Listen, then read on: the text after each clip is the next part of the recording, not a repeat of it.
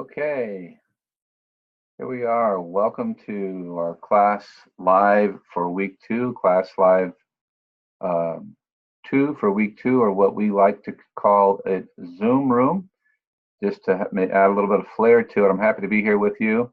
Right now, I'm the only one on the call or on the session right now, but we're going to go ahead and get going. Here it is about 1:30 on Sunday. I do appreciate when you're able to log in and join me live. It makes for a much more interesting session or broadcast, if you will, whatever you like to call it. But I do certainly understand that you have many other obligations, so I certainly do not hold it against you. But hopefully you're getting a chance to at least watch this on the recording, which I will have at this point provided in the announcements section, and you can watch the recording on YouTube.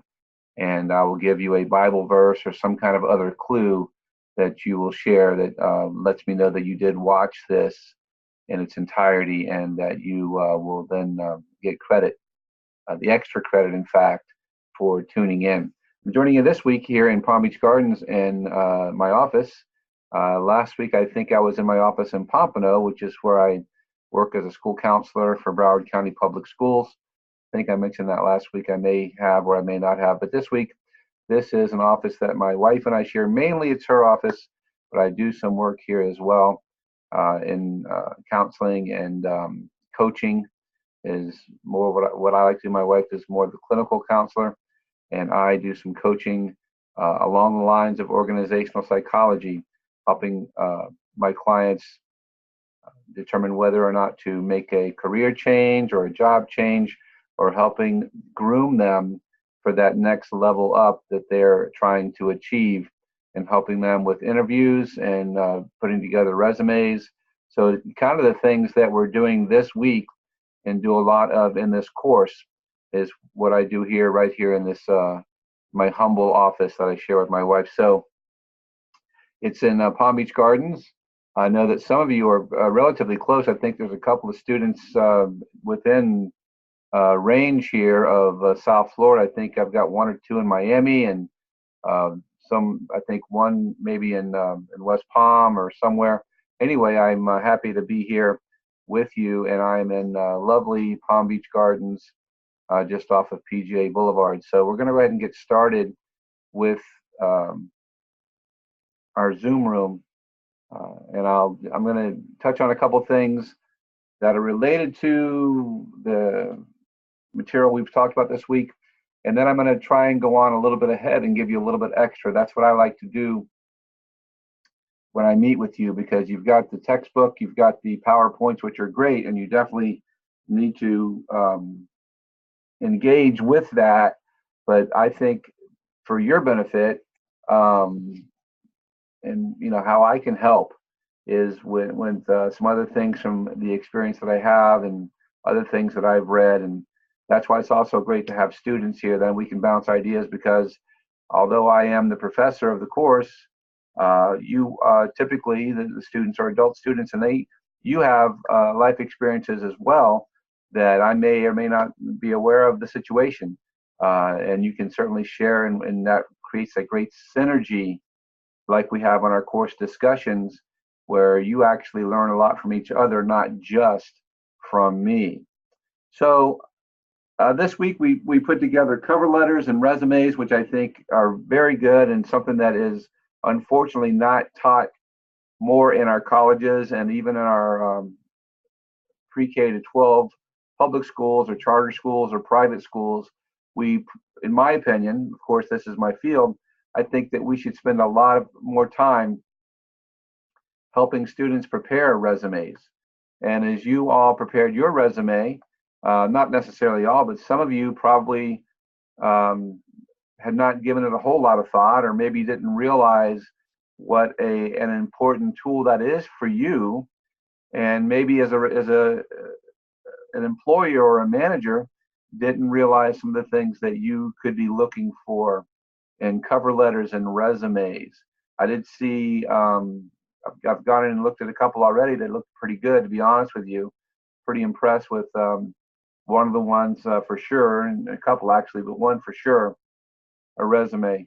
So I'm going to talk about that a little bit, and then I'm going to shift gears a little bit to what you can really do pragmatically to get that job that you're looking for, or that opportunity maybe, or that business partner maybe. So with your resume, understand that the person who gets that resume, or the people who get that resume, and just so you know, I've been on the receiving end of the hiring process. Obviously, as well as applying, we've all done that. But I've had an opportunity over the last couple of decades with Broward Schools to be on a team. I'm not the administrator of the school, but I am part of the team oftentimes, that will review resumes, determine who's going to get an interview, and be part of that interview process as well. Now, it has changed quite a bit over the years, but there was a time early on when we would get, resumes that were, if you stack them on top of each other, they would be maybe, 4, 5, 6 inches, because that was how many resumes there were. Typically, the resume would be 1, 2, or 3 pages, maybe 4 pages. But when you stack them all together, you got maybe half a foot that you had to go through. And you can imagine, as I said, as is the case in many, many organizations, the human resource department is, not full with people. That's all they do, is recruit and hire. Sometimes they'll hire a team, or they'll do an outside. A company will outsource this so that that those can be looked at, very intensively and delicately, and all those kinds of things. But typically, you're going to get some people who are like, "Hey, I need you to come in. I want you to go through these resumes and pick out, 2 or 3 or 4 that you think that we should interview. No more than that, because we don't have a lot of time." So, as someone's walking down the hallway to do something else, they're pulled in by the boss to do, this resume search, and because we have to fill this position, so it's important. So the point I'm getting at is, when you're going through these, you are not going to give them more than just a few seconds look. And there's research out there that says, I think it's about 5 seconds. No, it's less than 5 seconds that someone will look at a resume, unless they decide to keep it in the pile they're going to go through a little bit more intensively. So typically, you're going through, and your mindset is this. Many people, mine included, your mindset is this: who can I eliminate? Who can I eliminate? Which of these resumes are not even worthy of taking more time with? I want to find those first, and then what I'm left over with, what's left over is those ones I'm going to look at more intently. So if I pick up a resume, or let's say a cover letter and a resume, let's group them together for the purposes of this talk, and I find typos or misspelled words right away, I'm going to set that over in the pile that I'm not going to speak to this person. And that may be unfortunate, and that may be detrimental to my organization. It might be detrimental to me. Now, if it's just one typo, I may not. But I'm looking for things that jump out at me that are good, because then I'm not going to eliminate that. But I'm looking to eliminate the ones that I don't have time for. So typos are something obvious. Things done, I've seen recently, things that were clearly done with a typewriter.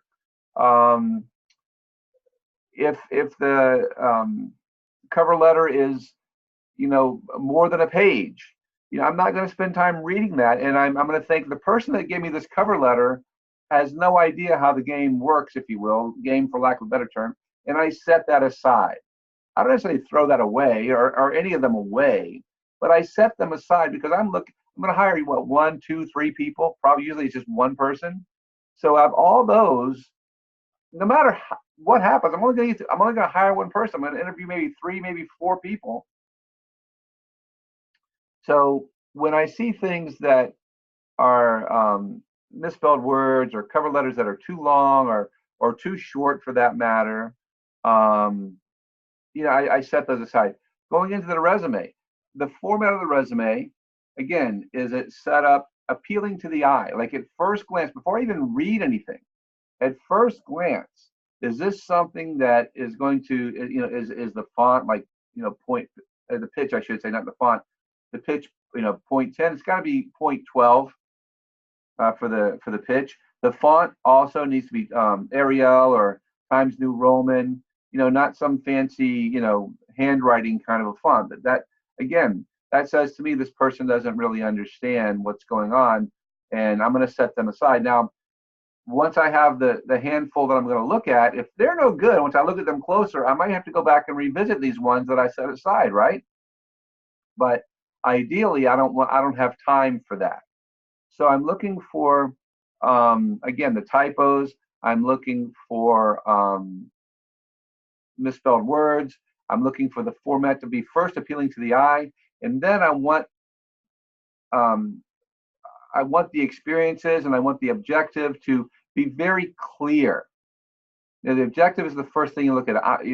Looking for a job as a school recruitment counselor. Okay, that tells me that this is what they want to do. It adds obviously points if the administrator, for instance, in the school, or whatever the case may be, if that person has their name there, dear Mr. Smith, or dear Dr. Smith, or dear Dr. Jones, rather than to whom it may concern. That's impersonal. It's not the worst thing in the world, but when you compare to whom it may concern, or dear Mr. Smith, dear Dr. Jones, that makes a difference, right? They have looked in and found out who is the person in charge of this organization, and they are addressing it to that person. Or it may be if you do your homework, it might be the president or CEO or principal of a school, or it might be a recruitment person, or it might be someone in HR. But if you can find out who that is, and sometimes you just pick up the phone and call.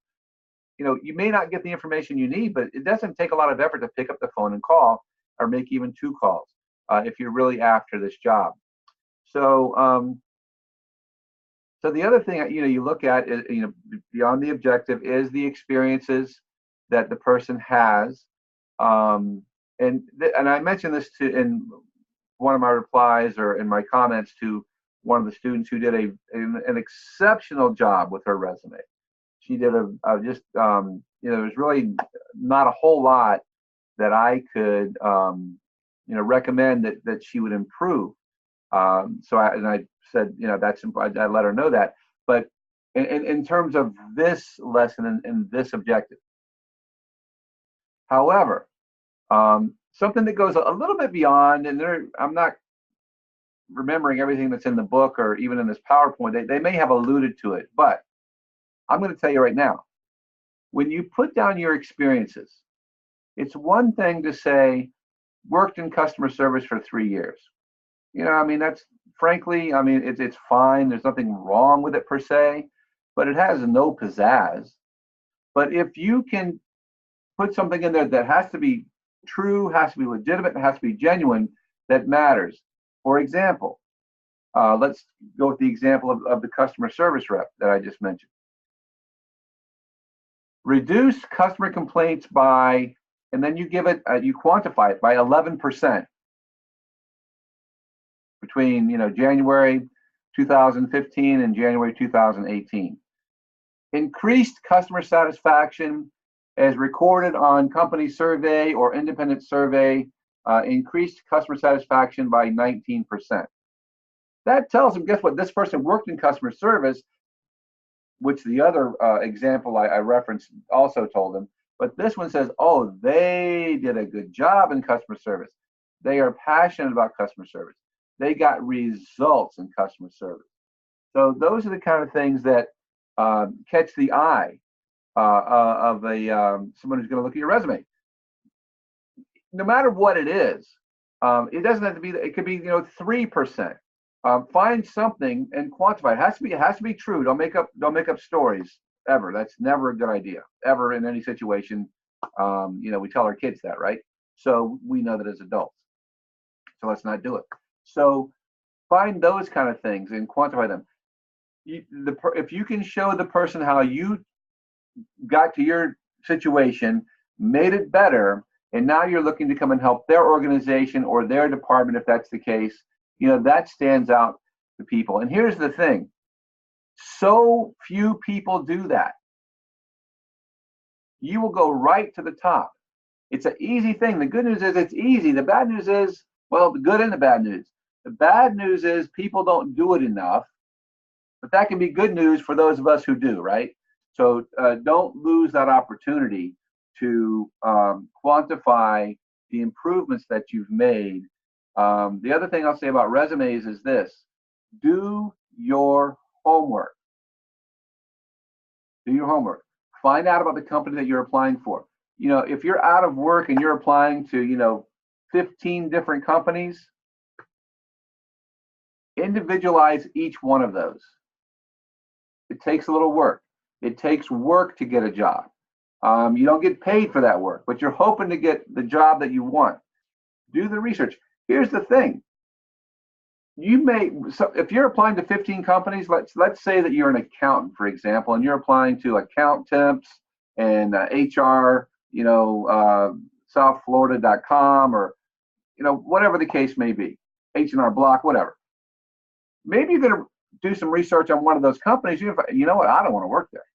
I know I don't have a job, but at least I'm going to put them on the bottom of my pile and hope to get one of these other jobs, because I found out that ABC XYZ accounting has big turnover.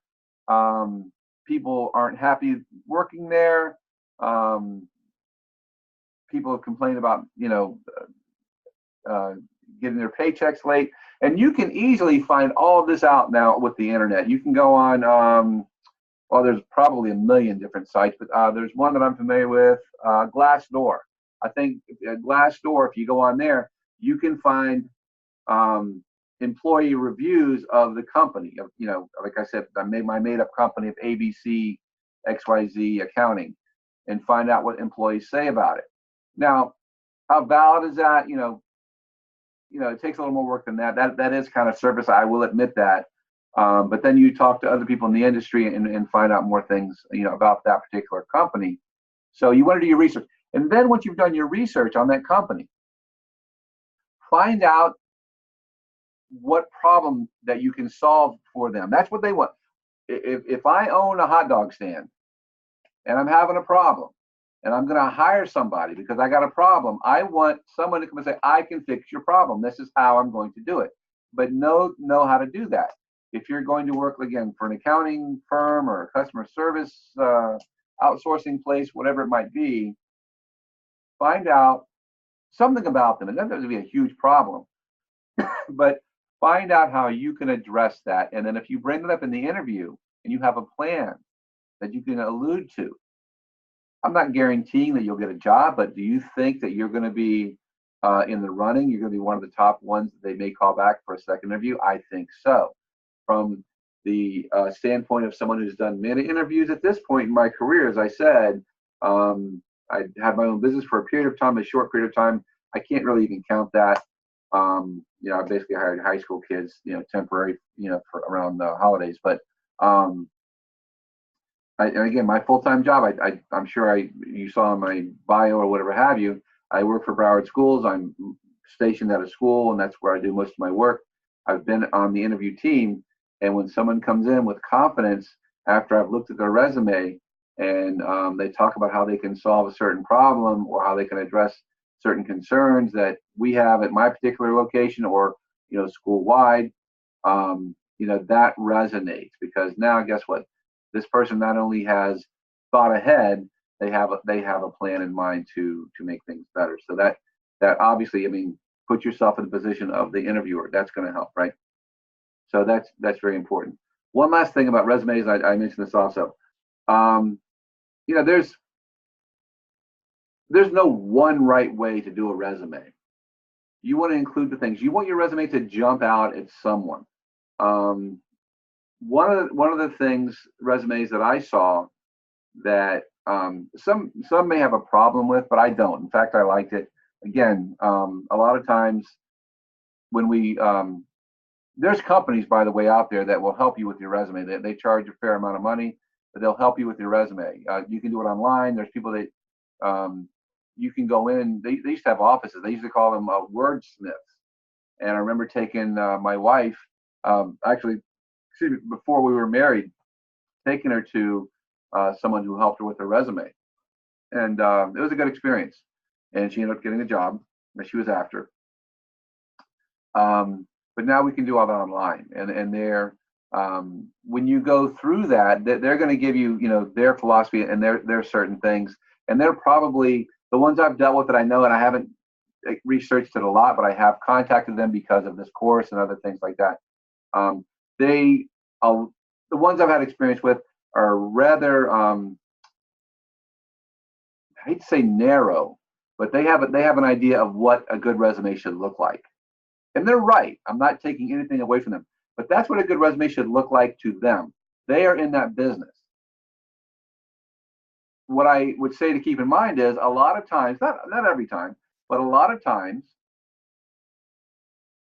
it's that guy walking down the hall and the boss says, "Come here and look at these resumes." So he or she doesn't necessarily have that mindset. They want a resume that's well written, that's put together, that stands out for them. Maybe has some color. I suggest using a color printer. That does make a difference. Have a little bit of color, like in a logo or your initials, or with your address, email address, things such as that. But one of the ones that stood out for me in the past couple of years, it's been a while since I've seen it, but she broke her the front page of her resume. She had a nice cover letter, and then on the front page of her resume, where she lists her objective, her experiences, her education, and those kind of things. She broke the cover page into 1/3, 2/3. On the 2/3, on the right-hand side, she listed all of her objectives and things such as that, experiences and education, things such as that. On the 1/3 side, she had like 3 or 4, I think it was 4 quotes of people that are in education that we all knew that were either high up in Broward schools or a professor at one of the colleges that said something about her positively. And of course, we could follow up on that because, these people, we know these people. So it was something like, Miss Smith, I can't thank you enough for taking on this initiative. I can't remember exactly what it was. Taking on the initiative of our after school camps. I don't know what I would have done without you. Principal Jones. So, Principal Jones, Heritage Elementary School. So yeah, we could call Principal Jones and say, listen, you know Mary Beth or whatever. Oh yeah, she was fantastic. Okay, so that's good. So those things certainly, without a doubt, caught our eye because it was a sort of an introduction without us calling her references. Because we're not going to call her references until we're about ready to hire her. But she put things there that meant so much, which leads me, again, it was high up people. It was people that we knew. It was people that we trusted. It was people in education, in the profession. So, which leads me to the next thing. And recruiters is the screen we got up here, and I haven't used the screens of the PowerPoint screens because I want to get these points out there in the next few minutes that I have. Still today, most people have their job because of someone they know, some personal connection, some networking that they've done. It is absolutely imperative as you go on and your career, and some of you I know own businesses and are professionals standing on your own and have done quite well without the college degree. You've earned your education other ways, but the college degree is going to be important and is going to help you and help further your career, and it's going to be very satisfying. Great, okay? So that's important. But who you know is absolutely vital. The stats vary between, on the low side, 60, on the high side, 95%. 60% to like 95% of people who are working say they got their job because of a connection, a networking thing. So as you get into the next level of your profession, it is absolutely imperative that you join your professional organizations. For instance, if you're pursuing a degree in psychology, it is imperative that you join the American Psychological Association, because there you will get to network with people, you'll get a lot of learning opportunities, you will find out about the jobs, people will know you and recommend you for jobs as well. Absolutely. And you can join now as a student at a discounted rate, and I highly recommend that. Even if your major is not psychology, you're taking some psychology classes, I highly recommend that you join. And there are professional associations for everything out there. If you're pursuing a degree in business, there's, and there's more than the APA for psychology as well. There's the American Psychotherapists Association. There is a number of other counseling associations and things such as that. So don't limit yourself. It doesn't have to necessarily be APA, although I do recommend that one. That's the big, that's the granddaddy, if you will. There are others that don't cost as much, but as a student, you can get in at a pretty reasonable rate. If it fits your budget, take a look at it. Business, there are, I don't know how many, dozens upon hundreds of dozens, I guess, different organizations for business. Some international, some national, some statewide, some local. Certainly, depending on where your career goals are, you want to be involved at least in the local, and maybe even some of the state, national, and even international, depending on where you're going. There are nurses associations. There are healthcare associations. There are carpenter associations, contractor associations. These things are very important for you as you go on. As I said, this is kind of where the rubber hits the road, because that's how the resume is very important.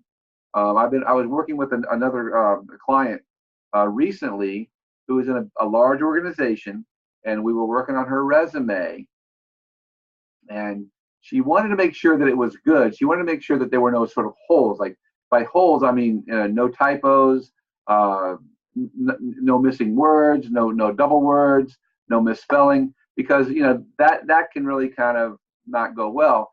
But we both agreed, we both knew, this is a professional person, that it was not the resume that was going to get her the interview. It was the people that she knew within the large organization that knew her, that respected her work.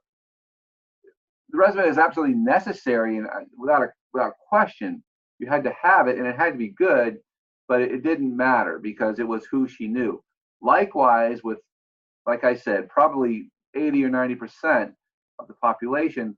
So you must join those. And if you don't have a local chapter, if you don't see a way to join a professional organization for your particular skill or whatever it is you want to do, you can create your own.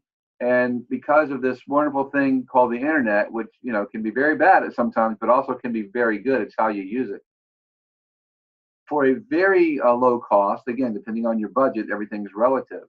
There's a few companies out there. The one I'm going to mention right now is probably the most popular. It's called Meetup.com, MEETUP.com, Meetup.com. And you can create your own meetup group.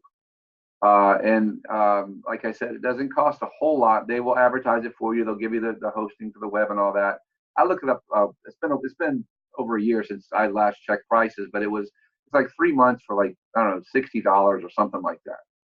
Again, all relative, but in the scheme of things, pretty inexpensive. So let's say that you are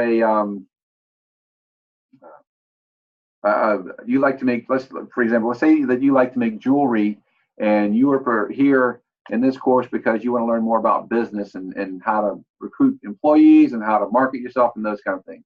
But you like to go to craft stores and buy the materials and make jewelry, and you look around for an organization that has jewelry manufacturers or jewelry salespeople or small business people or whatever, and all you find, maybe there's nothing there except for maybe large manufacturers, which doesn't really fit your need. You go on to meetup.com and you start a meetup group, and you'll be surprised that you might find some people that have that interest that might come and join you, so that you can network with them and find out how to best market your product, would you do shows? Would you, sell them only on the internet? Would you try and do wholesale to other, maybe card stores or something along those lines? So, but getting out there and knowing the people and serving the people is absolutely key. I'm going to finish with this. When you network, when you join an organization, you go in with the mentality that you want to learn things, you want to get to know people. But if you go in with the mentality like, let me see here who can help me, who knows where a job is, and you go around like doing those kind of things, people are not going to really appreciate that. They're going to say, oh gosh, here he comes again, this guy that's always asking me for a recommendation, or if I know any jobs that are open. You want to go in with the mentality, okay, how can I be of service? Maybe even if you're just starting out in the profession, you get to know, you want to find out what somebody else is about, because the next time you meet, you might meet somebody else that has a need this guy over here can fill. They don't know each other. You make the connection. So you might meet somebody who's got I really love working with families who have twins. I like helping them. Let's use the psychology analogy, because that's obviously pretty comfortable for me. So I really like work with families who have twins to navigate whatever problems they may have. Okay, that's great. I'm glad to meet you. This is maybe we can do business sometime. A week or two later, you might meet somebody who says, look, I got a private practice, and I like to do a lot of individual people. I had this lady come in, or family come in, they have twins, I really can't help them. Oh gosh, I know somebody. By doing that, you create value within your organization, within the networking group, or within APA, or whatever it is, so that people see you and they will think of you when an opportunity comes up. And that's how it works. You can look at Ivan Misner's book and these other things, but that kind of goes beyond resumes. It's networking and knowing people. And if you don't know people at an organization you're trying to get a job at, or trying to start a career in, go on LinkedIn. That's huge. Find out how get to know some people. Put your information on there. I'm looking for a job. There's a lot of people on LinkedIn right now that I'm looking for a job as an accountant, or I'm looking for a job as a carpenter. I'm looking for a job as a recruiter. You put yourself out there, put your credentials out there, and interact and really truly network. You'll find that it doesn't happen like that. It doesn't happen instantaneously. It's not linear, but it does happen. So I can't mention that enough. And we did talk a little bit about LinkedIn in the book, as well as in the PowerPoints here. So with that, I definitely appreciate you looking in. If you're watching this, that means you tuned into the recording. Glad to be here in my office. I'm not going to leave you with a Bible verse this time. I'm actually going to take a little turn here, and I'm going to say, if you watch this, I want you to, in order to show me that you watch this, you're going to put in the message tab there in the messages that you send that you learned a little bit about meetup.com. You don't have to go on there or anything like that, although I do recommend it. But that's going to be our sort of a secret word there. We're going to say meetup.com. And with that, I'll say a quick prayer. Our Father in heaven, I thank you once again for this opportunity. I pray for my students, each and every one of them. I'm sure they're with their families now, working hard perhaps. We're having some weather here in South Florida. I pray that they're safe. I pray that I remain safe along with the rest of my family. I pray that you will continue to guide our steps in this course, and in all we do, that we may be instruments of your love, kindness, and mercy as we go forward, fulfilling not our purpose, but your purpose in our life. This we pray in the precious name of Jesus. Amen. All right. And good night, everybody, or good afternoon. And we will see you very soon.